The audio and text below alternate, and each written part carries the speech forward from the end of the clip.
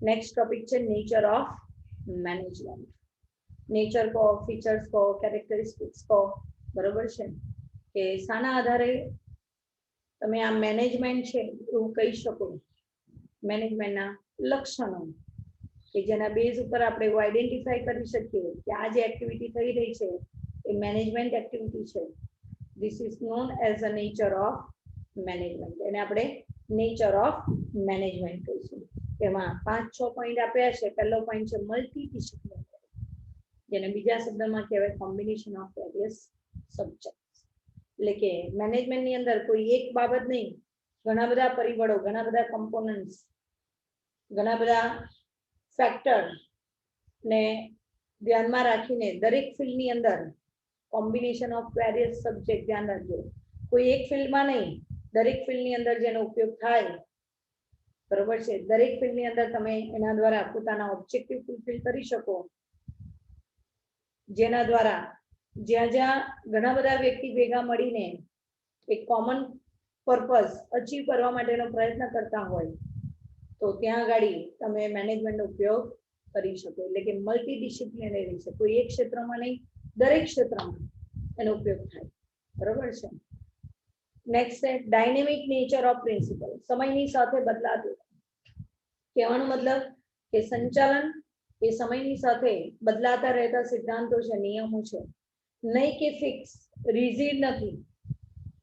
Fix નથી, rigid નથી, કાયમી નથી. જેમ જેમ સમય બદલાય, પરિસ્થિતિ, સંજોગો, ફેક્ટર્સ બદલાય તે પ્રમાણે તમારા યુઝ પણ બદલાય, પ્રિન્સિપલ પણ બદલાય, બરાબર છે. અને લોકો પાસેથી કામ લેવાની ટેકનિક પણ બદલાય. અત્યારના સમયે તમે જુઓ કે ટેકનોલોજી બેઝ પ્રોડક્શન સિસ્ટમ દરેક ઓર્ગેનાઇઝેશનની અંદર તમને જોવા મળે છે. તો પહેલા જે પ્રમાણે રૂલ્સ રેગ્યુલેશન હતા ને અત્યારના રૂલ્સ રેગ્યુલેશન ઓર્ગેનાઇઝેશનની અંદર જોવા જાય, ઇટ્સ અ વેરી ડિફર. અલગ પ્રકારના રૂલ્સ રેગ્યુલેશન તમને જોવા મળે. સમયની સાથે એમાં બદલાવ આવે છે, ચેન્જીસ આવે છે.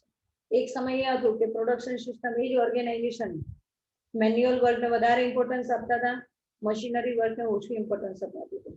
અત્યારે તમે જો each and every work in organization should be done by machine, technology. Manually work બહુ જ ઓછું હોય છે. એથી વિશેષ તમે જુઓ કે આજે એક સામાન્ય એમ્પ્લોયીની પ્રેઝન્ટની વાત કરીએ, હાજરીની વાત, તો પહેલા ચોપડામાં સિગ્નેચર લેવાતી હતી, તમે પ્રેઝન્ટ છો કે absent.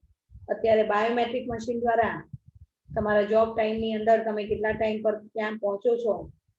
This is the one types of record system, but according to time it should be change.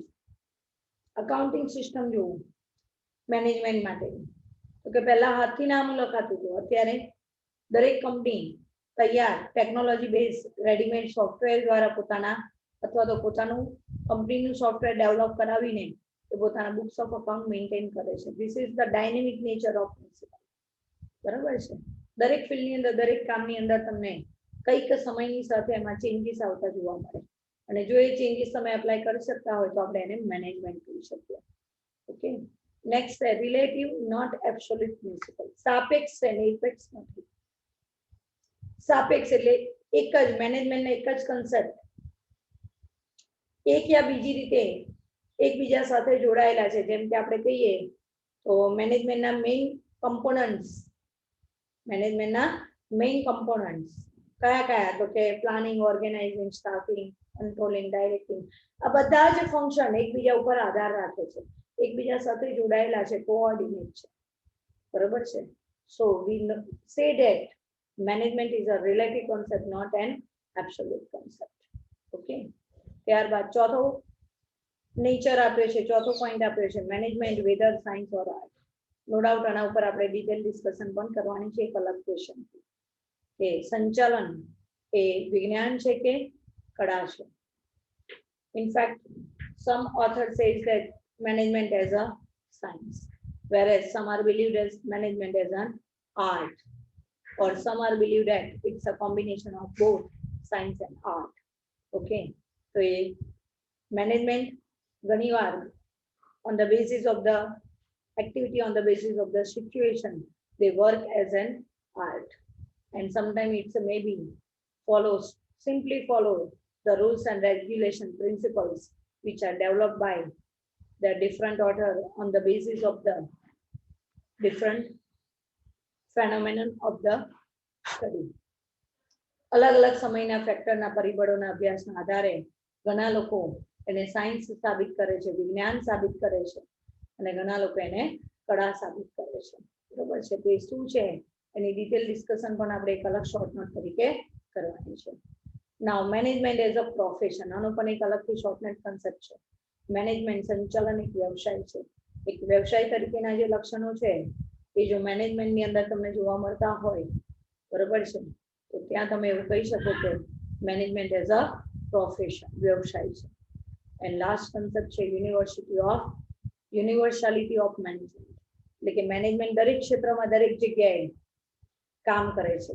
દરેક ફિલ્ડની અંદર આપણે એનો ઉપયોગ કરી શકીએ છીએ. અને જો એ પ્રિન્સિપલ સંચાલનના એ સિદ્ધાંતો દરેક ફિલ્ડની અંદર એક સરખી રીતે એક જગ્યાએ જો ઉપયોગમાં લેવાતા હોય તો એને યુનિવર્સાલિટી ઓફ મેનેજમેન્ટ તરીકે ઓળખવામાં આવશે. બરોબર છે. તો we have to discuss one by one all the nature of the management.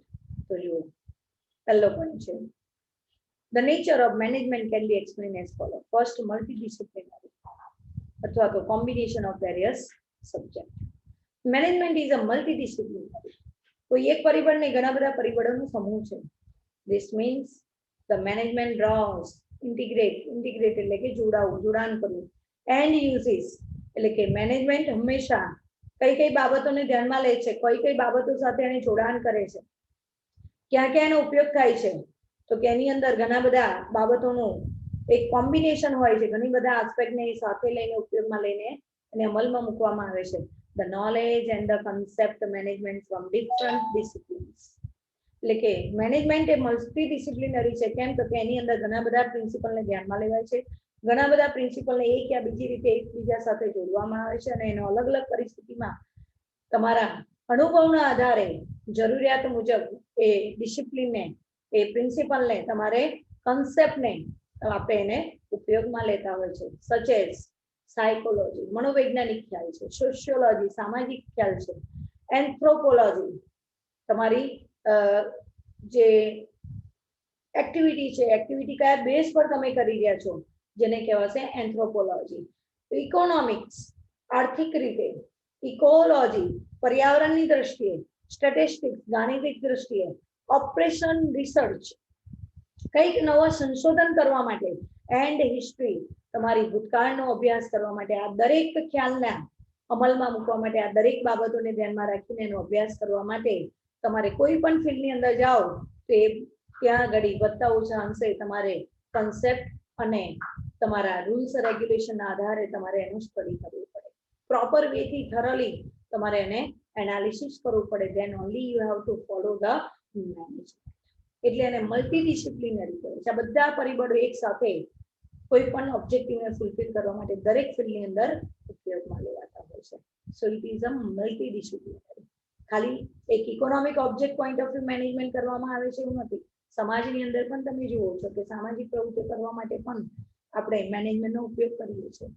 તમારી માનસિક સાયકોલોજી, કે આજે એઝ એ હ્યુમન તમે સવારથી સાંજ સુધી કઈ એક્ટિવિટી કરશો, you have to think psychology. બરાબર છે.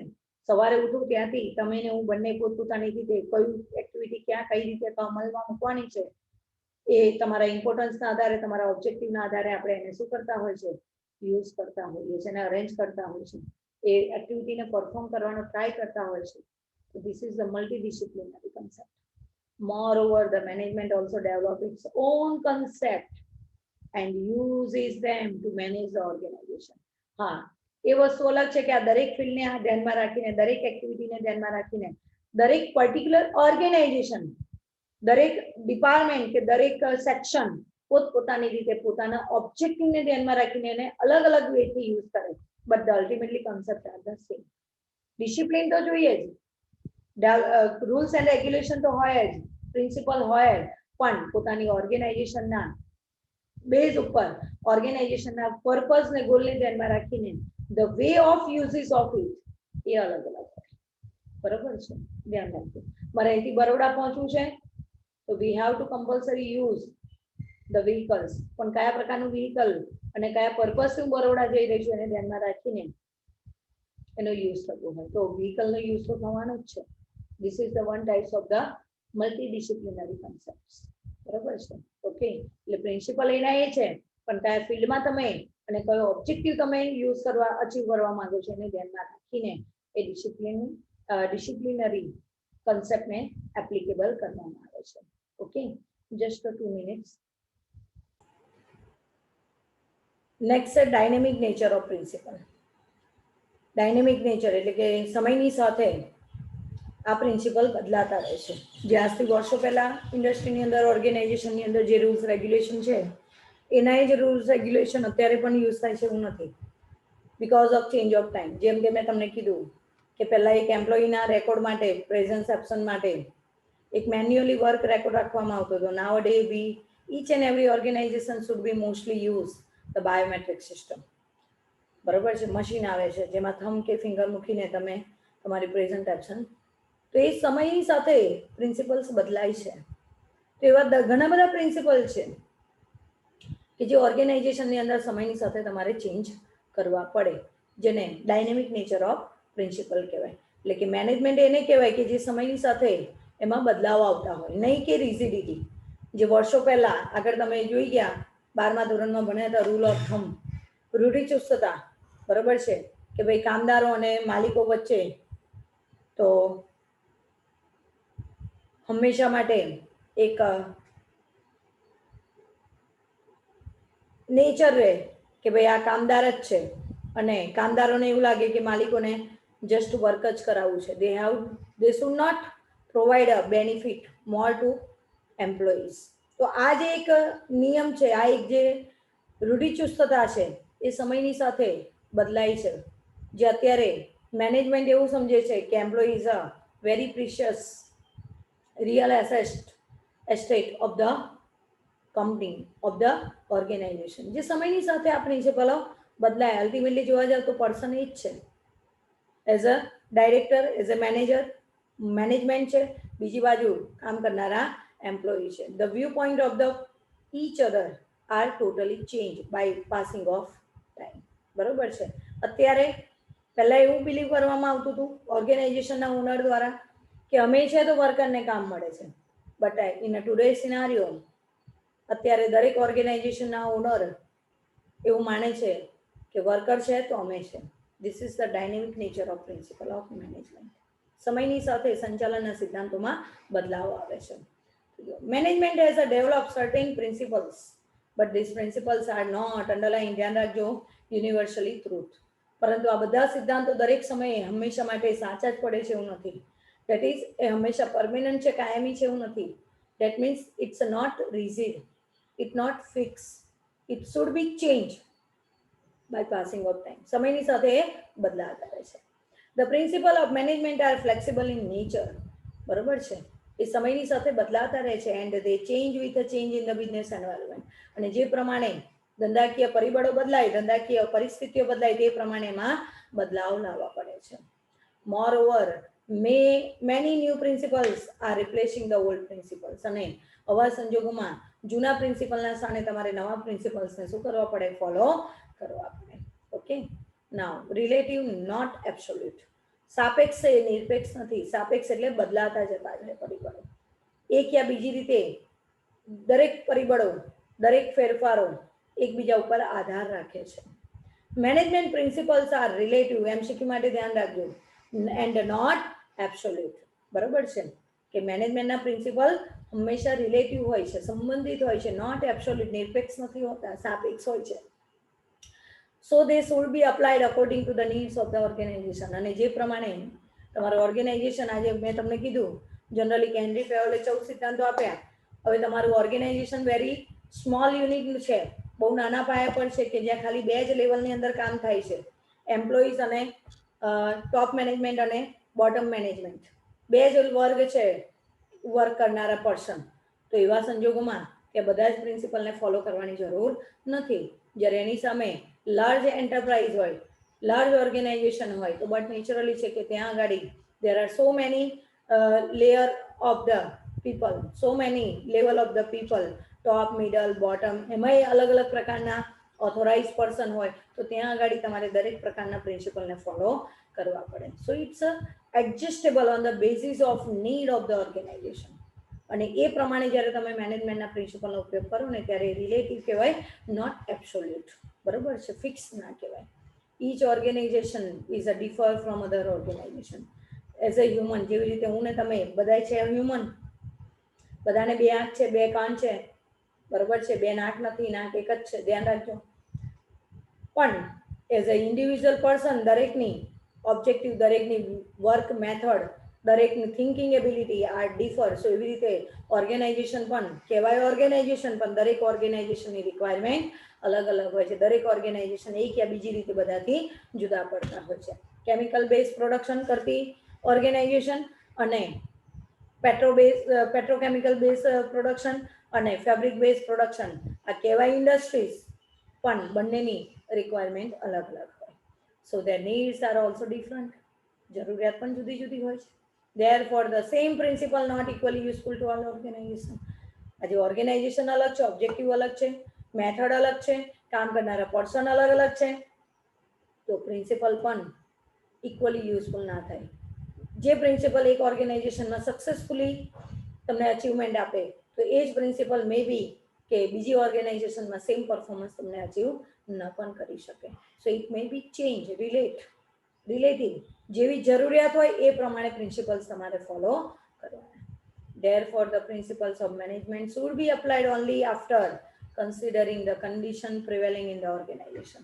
એટલે કે હંમેશા માટે મેનેજમેન્ટના પ્રિન્સિપલ ઓર્ગેનાઇઝેશનની અંદર એવી રીતે ફોલો કરો કે તમારા ઓર્ગેનાઇઝેશનની રિક્વાયરમેન્ટ શું છે, કન્ડિશન શું છે, પોઝિશન શું છે, કેવા પ્રકારના એમ્પ્લોઈઝ છે. આજે ઘણા ઓર્ગેનાઇઝેશનની અંદર તમે જોવા જાઓ તો હાઈલી ઇન્ટેલિજન્ટ પીપલ જ હોય, તો ત્યાં તમારા રૂલ્સ રેગ્યુલેશન અલગ હોય, પ્રિન્સિપલ અલગ હોય, બરોબર છે. પણ આજે તમે એવા ઓર્ગેનાઇઝેશનની અંદર જાઓ છો કે જ્યાં આગળ સામાન્ય રીતે લોઅર લેવલના એજ્યુકેશનના પીપલ કામ કરે છે, તો ત્યાં આગળ તમારા પ્રિન્સિપલ અલગ હશે, ત્યાં તમારી વર્ક મેથડ જુદી હશે. Both are the organization, but the doing management system is a differ from each other. બરોબર છે. Next, management whether science or art. There is a controversy whether management is a science or art. હજી પણ controversy છે અત્યારના આટલા વર્ષો પછી પણ કે મેનેજમેન્ટને સાયન્સ ગણવું કે આર્ટ ગણવી, વિજ્ઞાન કેવી કે કળા કેવી.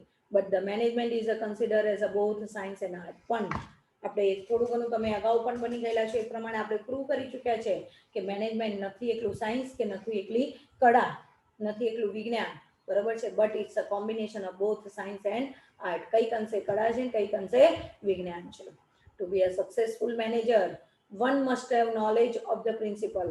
એક મેનેજર તરીકે તમારી પાસે બધા સિદ્ધાંતોનું નોલેજ પણ હોવું જોઈએ and skill to use them. અને પછી એ પ્રિન્સિપલને ક્યાં કયા સમયે કેવી રીતે યુઝ કરવી એનું નોલેજ, એની આવડત પણ તમારી પાસે હોવી જોઈએ. એટલે સૈદ્ધાંતિક જ્ઞાન પણ હોવું જોઈએ અને ક્યાં કયા સમયે કઈ મેથડને યુઝ કરવી, કયા પ્રિન્સિપલને અમલમાં મૂકવો એ પણ આવડવું જોઈએ. એટલે નોલેજ અને સ્કિલ બંને જરૂરી છે. Knowledge is a science, knowledge is a science and skill is an art. તો બંનેનું કોમ્બિનેશન હોવું જોઈએ. In other words, management is a acquisition of knowledge. જ્ઞાન મેળવો છો, દેટ ઇઝ અ સાયન્સ. તમે આજે બીબીએ એમબીએ કરો છો, બરોબર છે, એ તમારું નોલેજ છે, સાયન્સ છે. Okay. And application of knowledge, that is an art. અને એ જ ભણતરને એમબીએ બીબીએ કમ્પ્લીટ કર્યા પછી, સર્ટિફિકેટ લીધા પછી ફિલ્ડમાં કામ કરતી વખતે પરિસ્થિતિને અનુકૂળ, સિચ્યુએશનને ધ્યાનમાં રાખીને, ઓર્ગેનાઇઝેશનની રિક્વાયરમેન્ટને ધ્યાનમાં રાખીને ક્યાં કેવી રીતે કોની પાસેથી કામ લેવું એ આવડત તમે જાતે કેળવો. This is the application of knowledge, is an art. ત્યાંય આર્ટ થઈ જાય છે, બરોબર છે. આજે સિમ્પલ વસ્તુ કહું કે તમારે વ્હીકલ ચલાવવું છે તો કોઈ વ્યક્તિ તમને એવું કહે કે આ બ્રેક છે, આ ગેર છે, આ એક્સિલેટર છે, બરોબર છે. પણ કયા જગ્યાએ બમ્પર આવે તો કયા ગિયરમાં ગાડી કરવાની, બરોબર છે. કઈ જગ્યાએ કેટલી બ્રેક મારવાની, બ્રેક તો છે જ, બ્રેકનો પર્પઝ શું છે, ગાડીને અટકાવવાનો. પણ કેવા ફોર્સથી કયા પ્રમાણમાં બ્રેક મારવી એ તમે ગાડી ચલાવો ને ત્યારે જ ખબર પડે. This is an art. પણ જે થિયોરેટિકલ નોલેજ આપવામાં આવે, this is an science. So management is a nothing but both science and art. Okay. Now management as a profession, વ્યવસાય તરીકે વ્યવસાય ક્યારે કહેવાય કે વ્યક્તિ ચોક્કસ પ્રકારની શિક્ષણ આવડત પ્રાપ્ત કરે અને અનુભવના આધારે બીજાને સર્વિસ પ્રોવાઈડ કરે એને આપણે વ્યવસાય કહીએ, પ્રોફેશન કહીએ. તો સૌથી પહેલા એ પ્રોફેશનની ડેફિનેશન આપણે જોઈએ. શું કહે છે જો, અ પ્રોફેશન ઇઝ એન ઓક્યુપેશન, એક પ્રકારનો એવો વ્યવસાય છે which acquires specialized knowledge, skill and training, કે જેના માટે તમારે સ્પેશિયલ વિશિષ્ટ પ્રકારનું જ્ઞાન, આવડત અને તાલીમ મેળવવી પડે છે. જેમ કે ફોર એક્ઝામ્પલ ડોક્ટર છે, લોયર છે, ચાર્ટર એકાઉન્ટન્ટ છે, એ બધા પ્રોફેશન કહેવાય. The profession possesses following features. અને જો એ વ્યવસાય હોય તો વ્યવસાયની અંદર આટલા લક્ષણો હોય અને એ લક્ષણો જો તમને મેનેજમેન્ટમાં જોવા મળે, so we say that management as a profession. કયા કયા લક્ષણો? તો કે એક્ઝિસ્ટન્સ ઓફ નોલેજ, તમને એ ફિલ્ડ વિશેનું, એ પર્ટિક્યુલર એરિયા વિશેનું તમારી પાસે જ્ઞાન હોવું જોઈએ. Formal method of the acquisition of knowledge, અને એ પ્રમાણેની જે નોલેજ છે એ નોલેજ ક્યાંથી તમે એક્વાયર કરશો એની મેથડ, એની સિસ્ટમ તમારી પાસે હોવી જોઈએ કે ક્યાંથી કયું નોલેજ કેવી રીતે મેળવી શકાય. Existence of professional association, existence of professional association, કયા એસોસિએશન સાથે? જેમ કે તમે સીએ કરો છો તો ચાર્ટર એકાઉન્ટન્ટનું એસોસિએશન છે, ડોક્ટર તમે બનો છો તો એમબીબીએસ માટેનું મેડિકલનું એક એસોસિએશન છે, એની અંદર તમારે જોડાવવું પડે. તમે લોયર બનો છો, એડવોકેટ બનો છો તો એક વકીલ તરીકે જે એનું એસોસિએશન છે એસોસિએશનમાં તમારી મેમ્બરશિપ હોવી જોઈએ. બરાબર છે. એન્ડ લાસ્ટ કહે છે ફોર્મ્યુલેશન ઓફ એથિકલ કોડ, તમારા નૈતિક સિદ્ધાંતો છે, આચારસંહિતા છે, એના બનાવેલા નિયમો છે, એ નિયમોનું ફરજિયાત તમારે પાલન કરવું પડે. એન્ડ સર્વિસ મોટિવ, અને હંમેશા તમારું એઝ અ પ્રોફેશન તરીકે લોકોને સેવા આપવાનો હોય, સેવાનો પર્પઝ હોય, લોકોને સર્વિસ પ્રોવાઈડ કરીને તમે ઇન્કમ જનરેટ કરવાનો હેતુ હોવો જોઈએ, નહીં કે પ્રોફિટ મેક્સિમાઇઝેશન. આટલા લક્ષણો જો તમારી એક્ટિવિટીમાં હોય તો તમે એને પ્રોફેશન કરી શકો. અને મેનેજમેન્ટ પણ જો આવા લક્ષણો સાથે તમે કરતા હોય, આવા ક્રાઇટેરિયાને ધ્યાનમાં રાખીને જ્યારે તમે તમારા ઓર્ગેનાઇઝેશનની અંદર મેનેજમેન્ટ કરતા હોય તો ત્યાં મેનેજમેન્ટ એઝ અ પ્રોફેશન સાબિત થાય. કયા કયા પ્રોફેશનના લક્ષણો કીધા ફરી એકવાર? એક્ઝિસ્ટન્સ ઓફ નોલેજ, એટલે સૈદ્ધાંતિક જ્ઞાન હોવું જોઈએ, ડિગ્રી હોવી જોઈએ તમારી પાસે. Formal method of acquisition of knowledge, એટલે કે એના માટે તમે ટ્રેનિંગ લીધેલી હોવી જોઈએ, તાલીમ લીધેલી હોવી જોઈએ. આજે સીએ બનો તો કમ્પલસરી 2 વર્ષની 3 વર્ષની ઇન્ટર્નશિપ કરવી પડે. વકીલ બનો તો કમ્પલસરી 5 વર્ષની ઇન્ટર્નશિપ છે, તમારી પ્રેક્ટિસ કરવી પડે કોકના હાથ નીચે રહીને, એડવોકેટના હાથ નીચે રહીને, લોયરના હાથ નીચે રહીને. ત્યાર પછી તમે એક લોયર બની શકો. ડાયરેક્ટ તમે લોયર ના બની શકો, જેને formal method of acquisition of knowledge કહેવાય.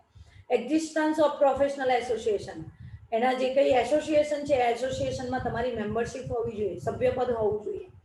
Next formulation of ethical code, એ જે તે વ્યવસાયના જે આચારસંહિતા છે, જે નિયમો છે, એ નિયમોનું કમ્પલસરી તમારે પાલન કરવું પડે. એન્ડ સર્વિસ મોટિવ, સેવાનો હેતુ હોવો જોઈએ. આ 5 થી 6 લક્ષણો જો હોય તો એને પ્રોફેશન કહેવાય. ધ્યાન રાખજો એમસીક્યુ માટે. And management possess some of the features of profession but not all. પણ મેનેજમેન્ટની અંદર આ બધા લક્ષણો જોવા નથી મળતા, આમાંના અમુક લક્ષણો જોવા મળે છે. એટલે મેનેજમેન્ટ એ સંપૂર્ણ પ્રોફેશન નથી, સંપૂર્ણ વ્યવસાય નથી, પણ આંશિક સ્વરૂપે વ્યવસાય છે. કેમ તો કે એમાં પ્રોફેશનના બધા જ લક્ષણો ઇન્વોલ્વ થતા નથી. કારણ કે મેનેજમેન્ટ તરીકે જે લોકો સર્વિસ, જે લોકો કામ કરે છે, વર્ક કરે છે, એનો સર્વિસ મોટિવ નથી હોતો. પહેલાં તો પ્રોફિટ મોટિવ હોય છે, ઇન્કમ જનરેટ કરવાનો હોય છે. બરાબર છે. અને એટલા માટે એકાદ બે લક્ષણો એવા છે કે જે મેનેજમેન્ટની અંદર પ્રોફેશનના શૂટ નથી થતા, એડજસ્ટ નથી થતા. બરાબર છે. પ્રૂવ નથી થતા, એટલે મેનેજમેન્ટ એઝ અ પ્રોફેશન કહેવાતું નથી. It's a part of profession. બરાબર છે. પાર્શિયલી છે. જેવી રીતે અહીંયા કીધું સાયન્સ એન્ડ આર્ટ બોથ છે, એવી રીતે અહીંયા પ્રોફેશન સંપૂર્ણ નથી, ટોટલી નથી. It's a partially profession. And last one છે યુનિવર્સાલિટી ઓફ મેનેજમેન્ટ. દરેક ફિલ્ડની અંદર, દરેક ક્ષેત્રની અંદર મેનેજમેન્ટ જોવા મળે છે. તો કે management is a universal phenomenon. MCQ માટે ધ્યાનમાં રાખજો. However, the principle of management are not universal. પણ એવું કહેવાય છે કે મેનેજમેન્ટના પ્રિન્સિપલ એ યુનિવર્સલ છે, બધી જગ્યાએ એક સરખા છે, પણ ઘણીવાર આ પ્રિન્સિપલ બધી જગ્યાએ એક સરખા એપ્લાય થતા નથી. સમ પ્રિન્સિપલ્સ આર ટોટલી એપ્લિકેબલ. ઘણા પ્રિન્સિપલ એવા છે કે જે દરેક ફિલ્ડની અંદર દરેક જગ્યાએ એક સરખી રીતે તમે એને અમલમાં મૂકી શકો છો. Where as some are not applicable everywhere. જ્યારે ઘણા પ્રિન્સિપલ એવા છે કે જે દરેક જગ્યાએ એક સરખી રીતે અપ્લાય થતા નથી. Sometime one principal is applicable with modification. ઘણીવાર એવું પણ બને કે આ જે મેનેજમેન્ટના કન્સેપ્ટ છે, સિદ્ધાંતો છે, પ્રિન્સિપલ છે, એ સેમ પ્રિન્સિપલ અલગ અલગ ઓર્ગેનાઇઝેશનમાં અલગ અલગ બેઝ ઉપર એને મોડિફાય કરીને ચેન્જ કરીને તમારે એપ્લાય કરવા પડે. જ્યારે ઘણા ઓર્ગેનાઇઝેશનની અંદર એઝ ઇટ ઇઝ જે પ્રિન્સિપલ છે એ જ પ્રિન્સિપલને એની એ જ રીતે ફોલો કરવામાં આવે. બરાબર છે. એટલે નો ડાઉટ મેનેજમેન્ટ દરેક જગ્યાએ હોય છે એટલે એને યુનિવર્સલ ફેનોમેનન કહેવાય છે, પણ એની એપ્લિકેબિલિટી દરેક ઓર્ગેનાઇઝેશનની અંદર સેમ જોવા મળતી નથી. બરાબર છે. તો આ રીતે 6 એના નેચર આપ્યા છે. તો ધ્યાન રાખજો, કોઈ પણ સેન્ટેન્સના રીતે એમસીક્યુ તમને ક્રિએટ કરી શકે છે. કેવી રીતે ક્યાં તમને એમસીક્યુ ક્રિએટ થાય તો એ મેં તમને આપી દીધું, સમજાવ્યું. એમસીક્યુમાં આમાંથી માની લો કે ટોટલ 6 આપ્યા છે, પણ કદાચ કોઈ ક્વેશ્ચન એવું પણ પૂછી નાખે identify which are the main points which indicate the nature of management. તો એના માટે તમારે હેડિંગ કરવા પડે કે નેચર ઓફ મેનેજમેન્ટમાં કયા કયા 6 પોઈન્ટ એ મેનેજમેન્ટનો નેચર બતાવે છે. તેમાં multidisciplinary, dynamic nature of principle, relative, not absolute principle. આવા 3-4 પોઈન્ટ આપ્યા હોય, એમાંથી એક ગ્રુપ સાચું હોય, બાકીના બધા રોંગ હોય.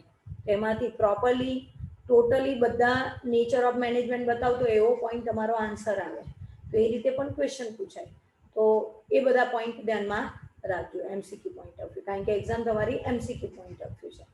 ઘણીવાર આવો પણ ક્વેશ્ચન આપી દે કે management use as a psychologically, sociology, anthropologically, economically which is possess a nature of management as a, તો એ મલ્ટીડિસિપ્લિનરી કહેવાય. આ વાક્ય ઉપરથી પૂછાય, આવું ધ્યાન રાખજો. બરોબર છે. તો આ રીતે ક્વેશ્ચનમાંથી લોંગ ક્વેશ્ચનમાંથી તમને એમસીક્યુ ક્રિએટ થશે. ઓકે.